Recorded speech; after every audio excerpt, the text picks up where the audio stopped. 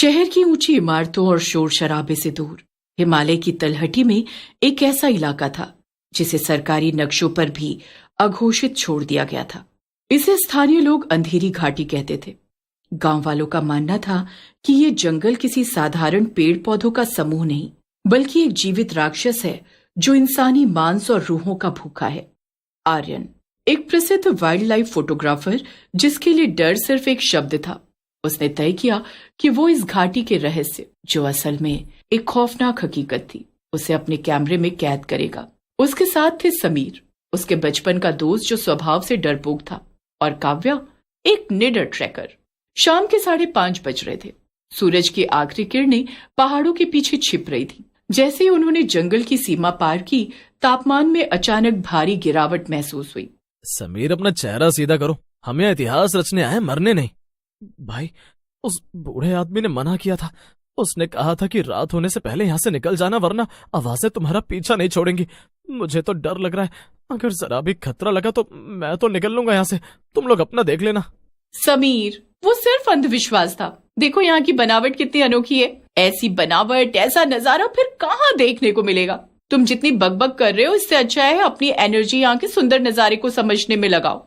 रात के 8 बजते बजते जंगल इतना घना हो गया कि उनकी टॉर्च की रोशनी भी धुंध को चीर नहीं पा रही थी। चारों तरफ एक अजीब सी सरसराहट होने लगी। ऐसा लग रहा था मानो हजारों लोग एक साथ फुसफुसा रहे हों। अचानक समीर रुक गया। उसका चेहरा सफेद पड़ गया था। तुमने सुना? ठीक से सुनो, यहाँ कुछ अजीब है। कुछ अजीब आवाजें सुनाई आ रही है मुझे। क्या? यहाँ तो सिर्फ सन्नाटा है। तुम पागल हो गए हो क्या, या फिर तुम्हारे कान बज रहे हैं? नहीं, मुझे मेरी बहन की आवाज सुनाई आ रही है। वो रो रही है, वो कह रही है, भैया बचाओ। मुझे लगता है वो किसी मुसीबत में, मुझे उसे बचाना होगा। इससे पहले कि आर्यन उसे रोक पाता, समीर पागलों की तरह झाड़ियों में भाग गया। आर्यन और काव्या चिल्लाते रहे, लेकिन समीर अंधेरे में विलीन हो गया। समीर, वापस आओ, वो छलावा है। समीर सुनो, वापस आओ, आगे मत जाओ। वो तुम्हारी बहन नहीं, कोई बहरूपिया है, तुम्हें गुमराह कर रहा है वो। आगे मत जाओ समीर। वे समीर के पीछे भागे, लेकिन उन्हें जो दिखा उसने उनके खून को जमा दिया। एक पेड़ की ऊंची टहनी पर समीर का बैग लटका था और नीचे उसकी टॉर्च पड़ी थी। जैसे जैसे वो जंगल के और भीतर गए, उन्हें एहसास हुआ कि वे रास्ता भटक चुके हैं। पेड़ अपनी जगह बदल रहे थे। जहां पहले रास्ता था, अब वहां कटीली झाड़ियां थी। आर्यन, हमें समीर को छोड़ना होगा, यहाँ कुछ बहुत गलत है। हम उसे नहीं छोड़ सकते। रुको, वो क्या है? दूर एक पुरानी जर्जर झोपड़ी दिखाई दी। उन्हें लगा शायद वहां कोई मदद मिल जाए, लेकिन जैसे ही वे करीब पहुंचे, बदबू इतनी तेज हो गई कि काव्या को उल्टी होने लगी। ये सड़े हुए मांस की बदबू थी। झोपड़ी के अंदर कोई रोशनी नहीं थी, बस एक पुरानी कुर्सी झूल रही थी। चर चर। तभी झोपड़ी के कोने से समीर की आवाज आई। आर्यन ने टॉर्च उस दिशा में घुमाई। वहां समीर बैठा था, लेकिन उसकी पीठ उनकी तरफ थी। समीर धीरे धीरे पलटा। काव्या की चीख निकल गई। समीर का चेहरा अब इंसान जैसा नहीं था। उसकी आंखें गायब थीं। बस 2 खाली काले गड्ढे थे। आर्यन, क्या तुम मेरी आंखें ढूंढने में मदद करोगे? वो इस जंगल ने खा ली है। वो चीज बिजली की गति से आर्यन की ओर झपटी। आर्यन और काव्या वहां से भाग निकले। भागते भागते वे एक ढलान से नीचे गिर गए और एक ऐसी जगह पहुंचे जो किसी स्लॉटर हाउस जैसी लग रही थी। वहां सैकड़ों लोग पेड़ों से उल्टे लटके हुए थे। कुछ अभी भी जीवित थे। उनकी सांसें चल रही थी, लेकिन उनके शरीर का मांस धीरे धीरे पेड़ों की जड़ें सोख रही थी। ये जंगल जीवित है, ये हमें खा रहा है। तभी वो मुख्य राक्षस, घाटी का स्वामी, उनके सामने प्रकट हुआ। वो 7 फुट लंबा, चमड़ी रहित और कई हाथों वाला जीव था। तुमने मेरी शांति भंग की है, अब तुम्हारी रूह इस जंगल की खाद बनेंगी। उसने काव्या को उठाकर एक नुकीले पेड़ की टहनी पर पटक दिया। आर्यन, भागो, इसे खत्म कर। आर्यन अब पूरी तरह अकेला था। उसका कैमरा, उसके दोस्त, उसकी हिम्मत, सब कुछ छीन लिया गया था। उसने देखा कि उसके पास रखे बैग में 3 लीटर पेट्रोल और कुछ फ्लेयर्स यानी आतिशबाजी वाले गोले थे। उसने देखा कि राक्षस काव्या के शरीर से उसकी रूह खींचने की कोशिश कर रहा था। आर्यन की आंखों में आंसू थे, लेकिन दिल में नफरत। तुम नरक के जीव हो और मैं तुम्हें वहीं भेजूंगा। उसने पेट्रोल को उन जड़ों पर छिड़क दिया जो जमीन के नीचे से इंसानी शरीरों को जकड़े हुए थी। उसने एक फ्लेयर जलाया और उसे पेट्रोल की धार पर फेंक दिया।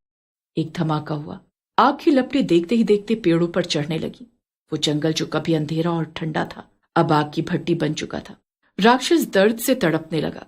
उसकी आवाज हजारों चीखों के मेल जैसी थी, जिससे कान के पर्दे फट सकते थे। तुम मुझे नहीं जला सकते, मैं ये मिट्टी हूँ, मैं ये हवा हूँ। आग ने राक्षस को पूरी तरह घेर लिया। आर्यन जलते हुए जंगल से बाहर निकलने में कामयाब रहा। जब वो सड़क पर पहुंचा तो सूरज उग रहा था। उसका पूरा शरीर झुलस चुका था। एक ट्रक ड्राइवर ने उसे देखा और अस्पताल पहुंचाया। महीनों बाद आर्यन ठीक तो हो गया, लेकिन वो कभी बोल नहीं पाया। डॉक्टर ने कहा कि उसके गले की नसें किसी ठंडी चीज के संपर्क में आने से जम गई हैं। एक रात आर्यन अपने कमरे में बैठा था। अचानक उसे खिड़की पर दस्तक सुनाई दी। उसने मुड़कर देखा, बाहर कोई नहीं था, लेकिन शीशे पर भाप जम गई थी। उस भाप पर उंगलियों से लिखा था, हम अभी भी भूखे हैं आर्यन। उसने नीचे सड़क की ओर देखा। वहां समीर और काव्या खड़े थे, आग में झुलसे हुए। वे उसकी ओर हाथ हिला रहे थे। आर्यन को समझ आ गया, जंगल मरा नहीं था, वो बस एक नए शिकार के इंतजार में शहर आ गया था। आर्यन की बंद आंखों के पीछे खौफ का वो मंजर नाच रहा था, जिसे वो भूलना चाहता था। कमरे में सड़ांध इतनी बढ़ गई कि उसका दम घुटने लगा। वो सड़ी हुई बदबू अब उसके बिल्कुल करीब थी। उसे अपने गले पर ठंडी बर्फ जैसी उंगलियों का स्पर्श महसूस हुआ। आर्यन ने हिम्मत जुटाकर आंखें खोली। उसके सामने कोई भयानक राक्षस नहीं, बल्कि काव्या और समीर खड़े थे। उनकी आंखों में गुस्सा नहीं, बल्कि एक असीम दर्द था। आर्यन, तुमने हमें उस आग में अकेला छोड़ दिया। तुमने सोचा कि आग उस शैतान को मार देगी। आग ने सिर्फ हमारे शरीरों को जलाया, उसे तो और भी ताकतवर बना दिया। आर्यन कुछ बोलना चाहता था, लेकिन उसके जमे हुए गले से सिर्फ एक घरघराहट निकली। अचानक कमरे की दीवारें पिघलने लगी और धीरे धीरे अस्पताल का वो कमरा फिर से उसी अंधेरी घाटी के जंगल में तब्दील होने लगा। उसे समझ आ गया कि वो कभी अस्पताल पहुंचा ही नहीं था। वो ट्रक ड्राइवर, वो अस्पताल, वो इलाज, सब कुछ उस छलावे का एक दिमागी खेल था, ताकि आर्यन की रूह को पूरी तरह तोड़ा जा सके। आर्यन ने देखा कि वो अभी भी उसी कुएं के पास खड़ा है जहां उसने आग जलाई थी। आग बुझ चुकी थी, लेकिन राख से एक नया जीव जन्म ले रहा था। उसका शरीर कोयले जैसा काला और आंखें जलते हुए अंगारे जैसी थी। इंसान का सबसे बड़ा हथियार उसकी उम्मीद है, और मैंने तुम्हारी वही उम्मीद तोड़ दी। अब तुम न जीवित हो न मृत। स्वागत है आर्यन, अब तुम इस जंगल के रक्षक बनोगे। जो भी नया शिकारी यहाँ आएगा, तुम उसकी आवाज बनकर उसे बुलाओगे। सालों बीत गए। अंधेरी घाटी के बाहर एक नया साइन बोर्ड लग गया, प्रतिबंधित क्षेत्र, प्रवेश वर्जित। लेकिन इंसानी जिज्ञासा कभी खत्म नहीं होती। 3 नए लड़के, रोहन, अमित और नेहा, जंगल की सीमा पार खड़े थे। शाम ढल रही थी। यार सुना यहाँ से कोई वापस नहीं आता। सब बकवास है, देखो कितना शांत जंगल है। तभी झाड़ियों के पीछे से एक जानी पहचानी सुरीली आवाज आई, बचाओ, क्या कोई है वहां? मैं रास्ता भटक गया हूँ। वो आवाज आर्यन की थी, वही मासूम और निडर आवाज जिसे उसने सालों पहले खो दिया था। जैसे ही वो तीनों लड़के आवाज की दिशा में जंगल के अंदर बढ़े, पीछे से जंगल के पेड़ों ने आपस में जुड़कर बाहर निकलने का रास्ता हमेशा के लिए बंद कर दिया। आर्यन, जो अब खुद उस राक्षस का दाहिना हाथ बन चुका था, पेड़ की एक डाल पर बैठा अपना पुराना कैमरा साफ कर रहा था। उसके कैमरे के लेंस में अब सिर्फ अंधेरा कैद होता था। घाटी का श्राप खत्म नहीं हुआ था, वो बस बढ़ रहा था। अब उसे हिमालय की ऊंचाइयों की जरूरत नहीं थी। वो धीरे धीरे अपनी जड़ों को जमीन के नीचे पास के गांवों और शहरों की ओर फैला रहा था। हर सन्नाटे के पीछे एक आवाज छिपी थी, और हर आवाज के पीछे एक मौत।